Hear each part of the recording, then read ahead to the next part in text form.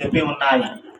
ఈ వినాయకుడు మూలాధార చక్రానికి కింద భాగంలో ఉంటాడట. అంటే మనకి వెన్నుపూసకి కింద భాగంలో ఉంటాడు ఈ యొక్క గణపతి. ప్రతి మానవుడి శరీరంలో కూడా షట్చక్రాలు అనేటువంటివి 6 చక్రాలు ఉంటాయి. ఆ 6 చక్రాలలో ప్రధానమైనటువంటిది ఏమిటయ్యా అంటే మూలాధార చక్రము అంటారు.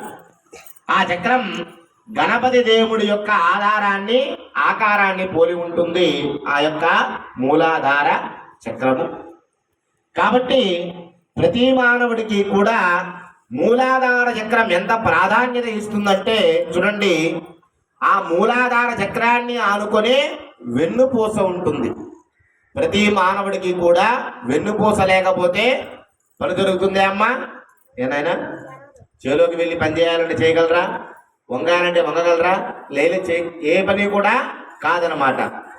అలాంటి దివ్యమైనటువంటిది ఆ మూలాధార చక్రము. అంతేకాకుండా ఈ యొక్క గణపతి పూజని ఎవరెవరు చేస్తారయ్యా అంటే చూడండి, మూలాధారే శిశోజి నిత్యం. ఆ మూలాధార చక్రంలో స్థిరంగా ఉంటుందట, ప్రతి మానవుణ్ణి నడిపిస్తూ ఉంటుందట. త్వాం యోగినో ధ్యాయంతి నిత్యం. యోగులు అంటే వీళ్ళు ఎక్కడి నుంచో పుట్టుకోవారమ్మా, మనలో నుంచే బయటకు వస్తారు.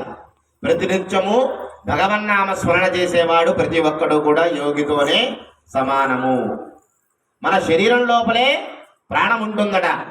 చూడండి, మహాన్యాసంలో రావణాసురుడు అనేటువంటి వాడు చెప్పాడు. రావణాసురుడు అంటే అపర శివభక్తుడు, రాముడి చేతిలో చనిపోయినటువంటి వాడు రావణాసురుడు. ఆయనే చెప్పాడు ఏమని?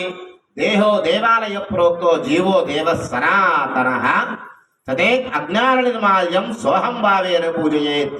అంటే మన దేహమే ఒక దేవాలయమట, ఆ దేవాలయంలో ఉండే జీవుడే దేవుడు అని రావణాసురుడు చెప్పాడు. మనమంతా ఏం చేస్తున్నాం? మన శరీరంలో ఉన్నటువంటి దేవుణ్ణి కనుక్కోలేక మనమంతా ప్రలోభాలకు పోతూ ఉన్నాం. చూడండి, నా ఆస్తి, నా ఇల్లు, నా పొలము అంటున్నాం, అవునా కాదా? రేపు చనిపోయినప్పుడు నీతో పాటు ఏమైనా వస్తాయా? అవి ఒక్కటి కూడా రాదు. వస్తుందా? ఏమొస్తుంది మనతో పాటు? మనం చేసినటువంటి పుణ్యం మాత్రమే మనతో పాటు వస్తుంది. కాబట్టి ఆ గణపతి పూజ అనేటువంటి కార్యక్రమాన్ని కూడా చేశాం. చూడండి, ఈ గణపతి పూజను ఎప్పుడు చేయాలయ్యా అంటే విద్యారంభ